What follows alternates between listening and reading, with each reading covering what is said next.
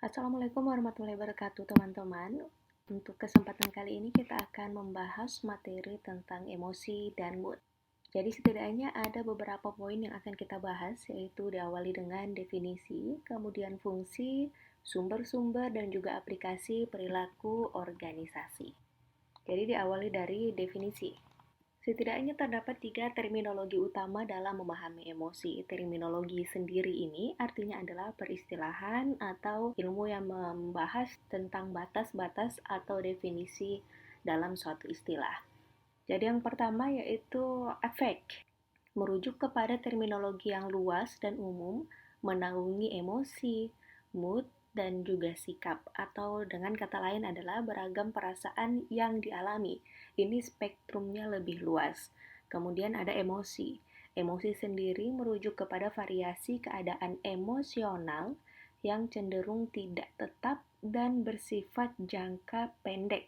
Jadi intinya adalah di sini cenderung tidak tetap dan bersifat jangka pendek. Jadi ketika mungkin kita tiba-tiba merasakan ada perasaan entah marah, sedih, iri, jijik, itu merupakan ekspresi dari perasaan emosi. Kemudian untuk mood atau suasana hati sendiri adalah merujuk kepada keadaan emosi yang cenderung bersifat jangka panjang dan dapat muncul tanpa ada objek yang spesifik. Jadi perasaan-perasaan yang cenderung kurang intens dibandingkan dengan emosi, tidak sesering emosi, dan seringkali meskipun tidak selalu ini tanpa adanya rangsangan atau objek spesifik atau pemicunya. Ini kalau kita mau lihat perbedaan secara spesifik ya. Jadi kembali lagi tadi definisinya atau terminologinya bahwa afeksi itu beragam perasaan yang dialami. Jadi spektrum yang lebih luas di dalam afeksi itu ada emosi dan juga mood. Kalau kita bandingkan antara emosi dan mood. Yang pertama, disebabkan kejadian yang spesifik. Mungkin ada suatu objek nyata, suatu kejadian yang menyebabkan tiba-tiba emosi kita ini muncul gitu. Entah karena misal orang yang disayang mengalami kecelakaan sehingga muncul perasaan sedih, atau seseorang melakukan kesalahan itu menyebabkan ada emosi anger atau kemarahan yang muncul. Kemudian durasinya sangat cepat. Ini kita tidak bisa duga-duga, tapi emosi itu untuk durasi atau lamanya terkadang dia bersifat cukup pendek. Jadi tidak ada orang emosi yang sepanjang hari emosi gitu kan. Jadi terkadang hanya pada saat itu saja gitu dan mudah untuk reda. Kemudian perasaannya ini ada kemarahan, ketakutan, kesedihan, kebahagiaan, jijik dan lain-lain. Kemudian berorientasi pada tindakan. Nah, jadi kalau misal kita merasakan emosi kesedihan, berarti ada tindakan yang akan kita lakukan. Entah kita coping atau kita berusaha untuk mencari cara agar kita tidak sedih lagi, ataukah tindakan kita justru larut dalam kesedihan. Karena ada yang mengatakan bahwa cara terbaik dalam coping kesedihan adalah membiarkan diri kita larut dalam kesedihan tersebut sehingga tidak ada kesedihan lagi yang kita rasakan setelahnya gitu. Jadi lebih cepat untuk proses healing atau penyembuhannya. Kalau misal kemarahan, entah mungkin kalau kita marah dan tidak bisa untuk menahan emosi kita, akhirnya tindakan yang diambil bisa saja misal perkelahian atau konflik-konflik yang lainnya. Intinya adalah emosi ini kadang bisa membangkitkan atau bisa berorientasi pada tindakan langsung yang kita lakukan. Sedangkan kalau untuk mood atau suasana hati, penyebabnya terkadang umum dan kurang jelas. Apalagi mungkin kalau perempuan gitu ya, moodnya swing banget, swing mood gitu. Jadi terkadang ada hal yang kita tidak tahu kok tiba-tiba suasana hatinya bisa afeksi positif, bisa afeksi negatif. Itu perbedaannya mood sama emosi. Ada yang jelas objek penyebabnya, ada yang tidak. Kemudian durasi lama dibandingkan dengan emosi. Bisa saja perempuan tidak mood atau laki-laki juga bisa tidak mood itu seharian full, itu bisa terjadi. Jadi untuk durasinya lebih panjang. Kemudian lebih umum. Nah, ini ada dibagi antara afeksi positif dan juga afeksi negatif, nanti akan kita bahas lebih lanjut.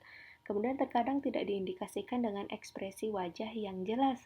Oh iya, jadi kalau emosi ini kita bisa langsung melihat dengan jelas, semisal orang memiliki emosi kemarahan, kita langsung bisa lihat ciri-cirinya seperti wajah yang memerah, atau ada timbul kerutan, atau mata yang tiba-tiba terbelalak, itu kan emosi marah. Kalau kesedihan pasti semuanya sayu, kemudian ekspresi yang diwujudkan itu ekspresi kesedihan, atau bahkan sampai mengeluarkan air mata.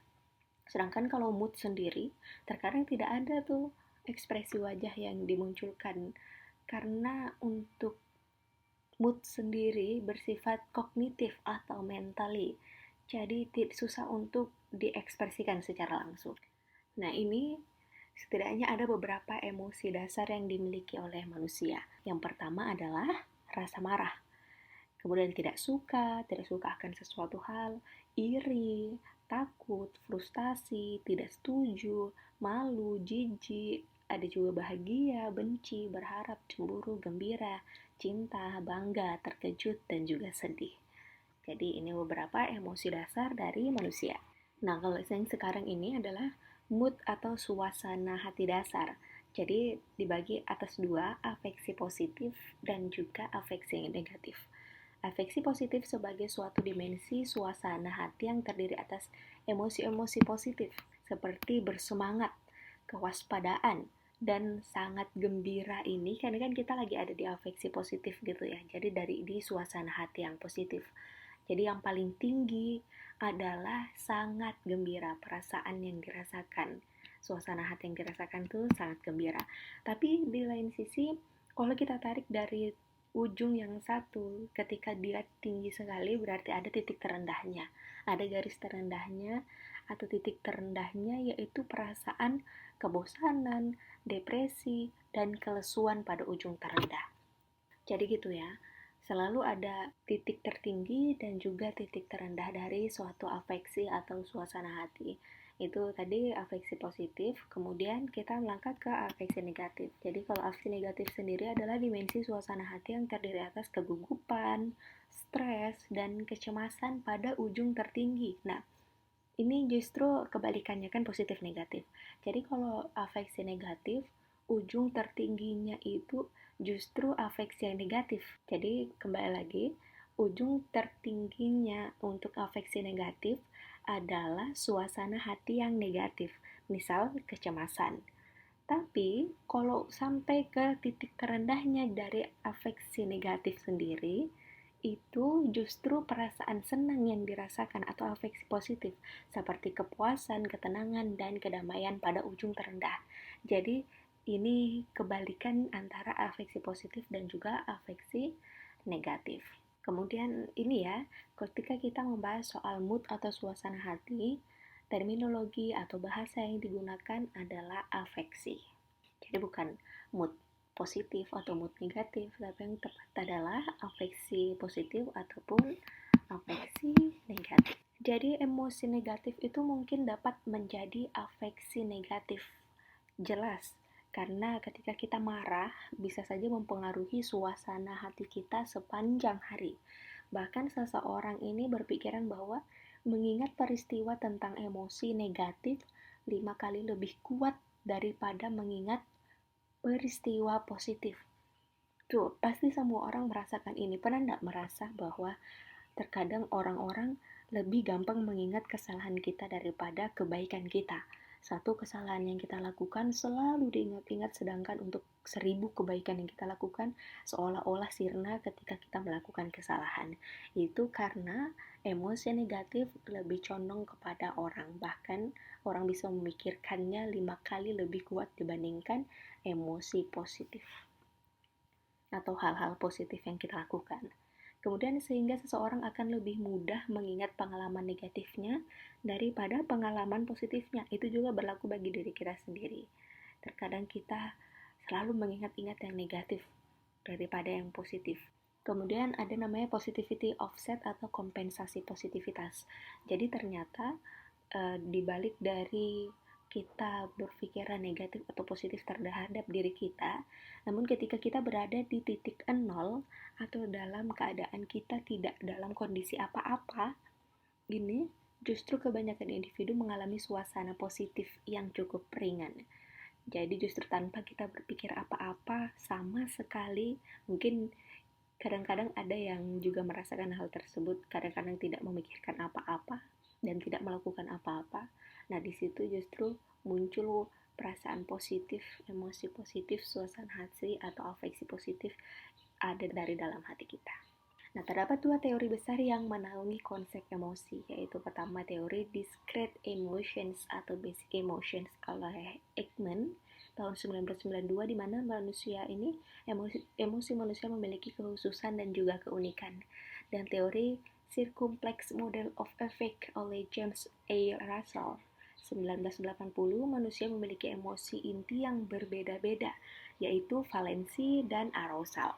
Nah, setelah ini saya mau teman-teman mencari tahu dua teori ini ya. Kemudian ada juga namanya kecerdasan emosional nih. Jadi emotional intelligence. Jadi menurut Kamus Besar Bahasa Indonesia bahwa kecerdasan emosional adalah kecerdasan yang berkenaan dengan hati dan kepedulian antar sesama manusia, makhluk lain, dan juga alam semesta. Jadi inti dari kecerdasan emosional adalah bagaimana kita mampu untuk mengendalikan suasana hati, kemudian kepedulian kita antar sesama manusia. Atau kecerdasan emosional atau emotional intelligence juga bisa diartikan sebagai kemampuan seseorang untuk menilai emosi dalam diri dan orang lain, memahami makna emosi-emosi, dan mengatur emosi secara teratur. Kemudian fungsi dari emosi dan juga mood. Charles Darwin sendiri mengambil sebuah pendekatan dalam The Expressions of the Emotions in Man and Animals, bahwa emosi berkembang seiring waktu untuk membantu manusia dalam memecahkan masalah. Nah, jadi betul sekali bahwa ternyata emosi ini muncul dari dalam diri kita sebagai gift atau pemberian dari Tuhan. Itu mungkin salah satunya adalah agar kita memiliki sense atau rasa atau kecondongan untuk bisa menyelesaikan suatu masalah. Meskipun tidak bisa dipungkiri bahwa terkadang emosi-emosi yang kita miliki itu juga menjadi suatu sumber dari permasalahan, misal anger atau kemarahan. Jadi emosi sangatlah berguna karena untuk memotivasi orang agar terlibat dalam tindakan-tindakan penting untuk dapat bertahan hidup, seperti mengumpulkan makanan, mencari tempat berlindung, memilih pasangan, dan memprediksi perilaku manusia lainnya. Jadi kalau misal kita memiliki emosi, berarti itu bisa menjadi pendorong atau bisa menjadi drive kita dalam memenuhi semua kebutuhan-kebutuhan kita. Apakah emosi membuat kita tidak rasional? Kadang orang berpikir atau mengatakan bahwa ketika orang marah, lantas dia tidak akan menjadi orang yang rasional, bahkan bisa menjadi orang yang gila membabi buta. Ternyata emosi ini memberikan informasi penting bagaimana kita dapat memahami dunia sekitar. Kunci atas keputusan yang tepat adalah menggunakan pikiran dan perasaan. Jadi ketika kita merasakan emosi, mungkin saja kita tidak bisa menjadi manusia yang rasional. Akan tetapi apabila kita merasakan emosi, kita harus tetap bisa mengontrol perasaan tersebut. Dan tidak lupa untuk tetap menggunakan pikiran dan juga perasaan kita, perasaan positif kita. Gitu. Itulah sebabnya mengapa emosi ini disebut sebagai wujud dari afeksi yang cukup singkat gitu. Karena kita bisa langsung merespons emosi kita dan bisa bertindak terhadap emosi kita. Jangan sampai emosi menyebabkan kita menjadi orang yang tidak rasional. Apakah emosi membuat kita bersikap etis? Jadi ini berkaitan dengan etika gitu. Orang yang berperilaku etis setidaknya membuat keputusan berdasarkan emosi dan perasaannya. Nah, jadi penting kan untuk kita memiliki emosi. Jangan sampai kita tidak memiliki emosi, karena emosi bukan hanya tentang negatif saja, tapi juga kepositifan dari emosi itu ada seperti yang kita bahas sebelumnya. Selanjutnya sumber-sumber dari emosi dan mood. Jadi kepribadian. Kepribadian adalah keseluruhan cara seseorang individu bereaksi dan berinteraksi dengan individu lain. Beberapa orang merasa bersalah dan merasakan kemarahan dengan lebih mudah dibandingkan dengan orang lain nih.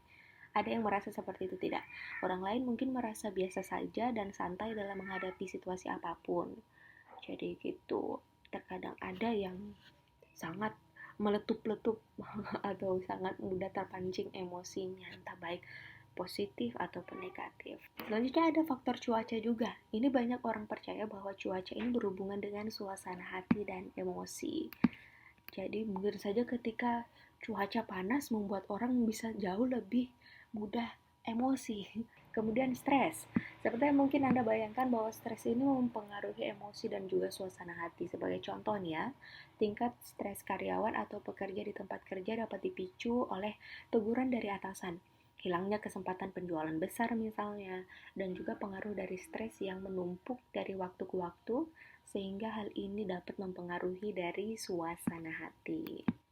Kemudian aktivitas sosial. Bagi sebagian orang, aktivitas sosial meningkatkan suasana hati positif dan memiliki pengaruh sedikit terhadap suasana hati negatif. Tetapi apakah orang-orang dengan suasana hati positif mencari interaksi sosial, ataukah justru interaksi sosial yang menyebabkan suasana hati yang membaik atau afeksi positif? Tapi memang keduanya ini tampak sangat jelas sih. Ketika kita berinteraksi dengan orang lain, apalagi interaksi sosial, itu terkadang bisa menciptakan kebahagiaan tersendiri bagi kita, apalagi bagi orang-orang yang ekstrovert ya, yang kita sudah bahas kemarin. Bagi orang-orang yang ekstrovert itu, kebahagiaan bisa muncul ketika dia berinteraksi dengan orang lain, berbicara dengan orang lain, berbagi dengan orang lain, ataupun melakukan aktivitas-aktivitas yang bersama-sama dan juga bermanfaat. Gitu. Itulah yang menyebabkan bisa memunculkan afeksi positif terhadap diri kita. Bisa saja kita yang mau melakukan aktivitas sosial demi mencari afeksi positif, atau tanpa kita sadari ketika kita melakukan kegiatan aktivitas sosial itu bisa memberikan afeksi positif atau insight positif terhadap diri kita. Jadi ayo kita melakukan aktivitas sosial biar kita bisa selalu merasakan afeksi positif dalam diri kita. Kemudian tidur. Menurut sebuah jejak pendapat nih, orang-orang memiliki waktu tidur yang semakin sedikit. Secara rata-rata, orang misal di negara lain, negara besar ini di Amerika, memiliki waktu tidur kurang dari 7 jam per malam pada hari kerja, bawah 8 jam yang direkomendasikan. Jadi, suasana hati juga dapat dipengaruhi oleh kualitas tidur tentunya. Bagi orang-orang, kualitas tidur yang berkurang justru bisa memunculkan afeksi yang negatif, bahkan emosi yang negatif, anger, lebih mudah marah. Siapa yang pernah merasakan hal tersebut? Jadi ketika tidurnya sangat kurang, otomatis bisa jadi lebih cepat marah ketika ada suatu hal gitu. Atau sepanjang hari setelah bangun, selalu afeksi negatif yang dia bawa. Jadi, kita harus selalu mempertahankan kualitas tidur yang baik dengan minimal 8 jam tidur. Kemudian olahraga. Anda mungkin sering mendengar bahwa orang harus berolahraga untuk meningkatkan suasana hati mereka. Memang betul sekali, karena dari olahraga banyak hormon-hormon kebahagiaan yang dikeluarkan gitu. Hormon endorfin, jadi ada juga hormon dopamin, ada juga oksitosin, serotonin. Jadi itu beberapa hormon yang ternyata bisa keluar ketika kita melakukan aktivitas fisik, sehingga justru bisa menciptakan suasana hati atau afeksi positif terhadap diri kita. Jadi ayo kita sering-sering olahraga, jangan malas-malas. Kemudian usia. Satu penelitian menyebutkan bahwa orang-orang yang berusia 18 hingga 94 tahun memiliki emosi yang negatif seiring dengan semakin bertambahnya usia seseorang. Dan bagi seseorang yang lebih tua, suasana hati positif yang tinggi bertahan lebih lama dan suasana hati yang buruk menghilang lebih cepat nih. Jadi itulah mungkin yang menyebabkan kalau kita lihat nenek-nenek misalnya, orang-orang yang sudah tua, semakin mereka tua, semakin bijak terlihat, semakin positif dirasa, semakin sayang dengan orang-orang terdekatnya. Itu karena memang menurut penelitian semakin tua seseorang, bahwa afeksi positif ini bisa bertahan lebih lama dibandingkan dengan afeksi negatifnya. Kemudian gender. Gender ini menjadi hal yang penting perempuan dan laki-laki. Keyakinan bahwa wanita lebih menggunakan perasaan hati mereka daripada pria. Iya kah? Bahwa wanita lebih bereaksi secara emosional dan mampu membaca emosi orang lain dengan lebih baik. Nih, jadi kalau perempuan itu gift atau kespesialan atau pemberian dari Tuhan adalah kita mampu nih membaca suasana hati orang lain. Jadi laki-laki hati-hati sama perempuan, ya kan? Dan dalam perbandingan gender, wanita lebih menunjukkan ekspresi emosional yang lebih besar dibandingkan laki-laki. Memang benar bahwa ketika wanita emosi, dia bisa lebih mampu menunjukkan perasaan emosinya. Emosi kan bukan cuma negatif ya, kita kembali lagi bahwa emosi ada yang positif. Jadi emosi positif seperti cinta, kasih sayang, itu wanita sendiri bisa dengan lebih mudah mengekspresikannya, berbeda dengan laki-laki gitu, yang terkadang oh dia sayang, dia cinta tapi tidak ditunjukkan gitu. Jadi itulah tadi pembahasan tentang sumber-sumber emosi, dan yang terakhir adalah aplikasi perilaku organisasi terhadap emosi dan mood. Jadi bagaimana sih emosi dan mood dalam suatu perilaku organisasi? Jadi yang pertama yaitu kita melihat dari tahapan. Kan di dalam suatu organisasi ada tahapan-tahapan nih, atau ada kejadian-kejadian. Yang pertama adalah seleksi atau rekrutmen, penyeleksian. Jadi untuk seleksi sendiri kita lebih condong kepada emotional intelligence yang dibahas. Ternyata ketika seseorang memiliki I atau emotional intelligence atau kecerdasan emosional yang tinggi, itu merupakan faktor penting dalam rekrutmen orang-orang yang menjadi perekrut atau orang-orang yang direkrut. Jadi emotional intelligence ini merupakan salah satu titik yang condong pada saat dilakukan penyeleksian. Kemudian decision making atau pengambilan keputusan. Dalam kondisi tertekan, seseorang akan membuat keputusan yang lebih buruk dibandingkan dalam kondisi bahagia. Tuh, karena terkadang kita tidak bisa berpikir dengan jelas atau clear ketika kita berada dalam suatu tekanan. Ketika kita dalam suasana emosi negatif atau afeksi negatif, kita tidak mampu berpikir dengan jernih terhadap sesuatu, sehingga apalagi dalam kondisi kita harus membuat keputusan. Jadi bagi Anda ketika sedang dalam emosi, misal sedang dalam emosi negatif, dalam suasana marahan misal sama orang tua kah, sama pasangan kah, kita lagi marahan nih, jangan sekali-kali kita mengambil keputusan, karena jelas keputusan yang diambil itu bukan keputusan yang tepat, karena kita tidak bisa berpikir secara logis dan masih lebih mementingkan emosi kita. Kemudian yang ketiga, bagaimana pengaruh emosi dan mood terhadap perilaku organisasi adalah kreativitas. Jadi afeksi positif membuat seseorang menjadi lebih kreatif dan memunculkan banyak ide-ide baru. Tentu saja hal ini sangat nyata. Jadi betapa pentingnya kita selalu merawat afeksi positif dari diri kita sehingga bisa mengaktualisasikan semua ide-ide dan kreativitas secara maksimal. Kemudian motivasi. Afeksi positif memberikan ekspektasi yang lebih tinggi untuk dapat memecahkan masalah, berusaha lebih keras sehingga dapat memecahkan masalah lebih baik. Jadi motivasi ini bisa dipengaruhi oleh afeksi positif dari dalam diri kita. Ketika kita memiliki suasana hati yang positif nih, dan juga emosi yang positif, tentu dari dalam diri akan ada drive terhadap motivasi, terhadap pekerjaan kita. Jadi kita selalu berpikir, ini mudah nih untuk dipecahkan nih masalahnya. Kita langsung positif aja pikirannya gitu. Sehingga kita berusaha lebih keras dan akhirnya kita bisa memecahkan masalah tersebut, atau misal kita bisa mencapai sebuah target tersebut. Kemudian kepemimpinan. Para pemimpin yang efektif mengandalkan daya tarik emosional untuk membantu menyampaikan pesan-pesan mereka. Ekspresi emosi dalam pidato sering menjadi elemen penting dalam hal penerimaan atau penolakan terhadap pemimpin. Jelas ketika kita melihat seseorang berbicara. Contohnya adalah pemimpin kita. Ketika dia menampakkan emosi negatif, ternyata seharusnya tidak seperti itu, justru bisa membuat penolakan atau denial dari dalam diri kita. Misal kita tidak respect lagi sama dia.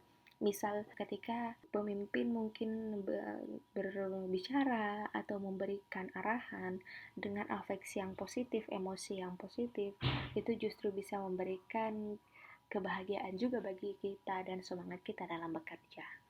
Kemudian konflik antar personal, nah ini sangat penting.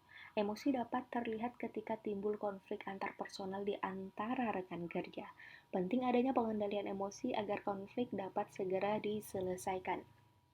Jadi ketika kita emosi, pasti emosi, apalagi emosi negatif, ini ada di dalam konflik antar personal. Dan ini jelas tidak baik ketika kita dalam suatu organisasi lantas ada konflik antar personal yang ada di dalamnya. Berarti kita lebih dikuasai oleh emosi negatif dan juga afeksi negatif kita. Kemudian, negosiasi. Kan di dalam suatu organisasi terkadang ada negosiasi, organisasi perusahaan dan lain-lain. Negosiasi merupakan sebuah proses emosional nih, karena kita istilahnya bersaling berbicara, kita harus sama-sama memahami bagaimana posisi emosi dari lawan bicara kita untuk bernegosiasi. Ketika lawan bicara kita mungkin nadanya agak meninggi, untuk tetap menjaga negosiasi menjadi lebih tetap adem, karena kita mencoba menghindari konflik, kita berusaha untuk selalu mengekspresikan emosi-emosi yang positif dan juga afeksi yang positif. Tapi ternyata menurut penelitian menunjukkan bahwa negosiator yang menunjukkan emosi marah atau emosi negatif itu memiliki keuntungan atas lawan mereka.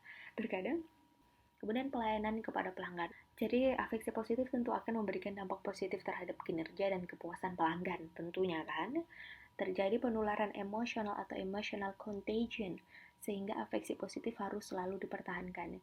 Jadi ketika misal pelayan di supermarket atau di toko-toko retail, di toko retail ada petugasnya yang ternyata dia sedang tidak memiliki afeksi positif atau dengan kata lain sedang memiliki afeksi negatif. Kemudian pelayanan yang diberikan kepada pengunjung atau customer itu tidak baik, sehingga bisa berdampak pada keberlanjutan kedatangan dari customer tersebut. Bisa saja customer tersebut sudah tidak mau untuk datang lagi karena ternyata pelayanannya tidak baik. Dan itu bisa mempengaruhi emosi dan juga afeksi dari si customer tersebut karena ada namanya emotional contagion atau penularan emosional. Kemudian ada sikap kerja. Hari baik di tempat kerja memberikan hari yang baik pula saat kita berada di rumah setelah pulang kerja. Begitu juga sebaliknya. Namun diharapkan emosi negatif yang ada di tempat kerja tidak dibawa ke rumah. Perilaku menyimpang di tempat kerja. Emosi negatif dapat memicu sejumlah perilaku menyimpang di tempat kerja, misal iri hati kepada rekan kerja. Ada rekan kerja yang mendapatkan promosi untuk naik jabatan, sedangkan menurut Anda, dia belum pantas dan Anda lebih pantas mendapatkan jabatan tersebut, sehingga Anda iri hati dan mempengaruhi kinerja Anda di kantor. Itu sangat-sangat tidak baik ketika kita memelihara emosi negatif. Karena bukan hanya mempengaruhi kinerja, tapi bisa saja mempengaruhi penilaian dari atasan kita yang bisa menentukan apakah kita tetap layak bekerja ataukah tidak. Jadi, bayangkan bagaimana efeknya emosi negatif terhadap diri kita sendiri. Dan yang terakhir adalah kemampuan manajer memengaruhi mood atau suasana hati. Ketika pemimpin dalam afeksi positif, maka akan memberikan pengaruh positif kepada karyawan, jelas. Karena sekali lagi ada emotional contagion atau penularan emosional. Ketika kita merasakan kebahagiaan, secara otomatis kita sebagai pemimpin merasakan kebahagiaan, maka suasana yang akan kita tunjukkan, perasaan yang akan kita tunjukkan, bahkan sikap yang akan kita tunjukkan kepada karyawan, itu juga akan positif. Dan karyawan pasti akan bisa menilai, ini lagi dalam suasana hati yang positif nih, berarti sedang baik-baiknya, sehingga karyawan tidak ada tekanan misalnya dalam bekerja, tidak ada ketakutan misalnya, gitu kan. Jadi untuk kualitas kerja mereka bisa berjalan dengan baik dan kinerjanya juga bisa berjalan dengan baik. Seperti itu teman-teman. Jadi setidaknya tadi 4 poin yang sudah kita bahas, mulai dari definisi, kemudian fungsi, sumber, dan juga aplikasi bagaimana suasana hati ini mempengaruhi perilaku organisasi. Intinya adalah afeksi positif, emosi positif itu memberikan kebaikan bagi diri kita gitu. Tadi pembahasan kita, terima kasih sudah mendengarkan. Semoga dapat bermanfaat dan silakan kalau ada yang ingin tanya. Jangan lupa tadi ada 2 teori yang saya minta untuk dicari tahu ya. Apa sih dua teori tersebut? Terima kasih. Wassalamualaikum.